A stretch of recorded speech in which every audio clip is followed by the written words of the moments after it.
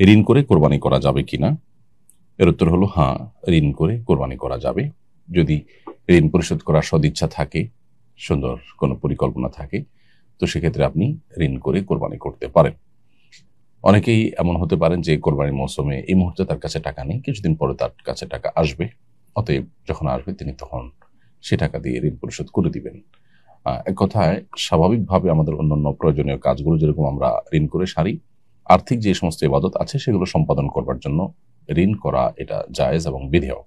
নবী করিম সাল্লাল্লাহু আলাইহি সাল্লাম, সাহাবা একরাম কোনো কোনো ক্ষেত্রে দান করার প্রয়োজনে কারোর কাছ থেকে লোন নিয়েছেন। লোন নিয়ে হয়তো কোনো অভাবী ব্যক্তিকে দান করেছেন, পরবর্তীতে সেই লোনটা পরিশোধ করে দিয়েছেন। ঠিক একইভাবে যে কোনো আর্থিক ইবাদতই ঋণ করে, লোন করে করা যেতে পারে। কেউ হজ করবেন, তার কোনো টাকা টান আছে, তিনি সে টাকাটা লোন নিলেন, পরবর্তীতে সেটা পরিশোধ করবার তার সদিচ্ছা আছে, ব্যবস্থাপনা আছে, তিনি লোন পরে পরিশোধ করে দিলেন, তাতে তার হজ যেরকম আদায় হয়ে যাবে, কোরবানিও ঋণ করে আদায় করলে আদায় হয়ে যাবে। তবে কারোর যদি কোরবানির দিনগুলোতে কোরবানি করার জন্য নেশা পরিমাণ সম্পদ না থাকে, তাহলে সেক্ষেত্রে তার উপরে কোরবানি করা আবশ্যক নয়। এরপর তিনি যদি নফল হিসাবে ঋণ করে করতে চান, সেই সুযোগ তার আছে।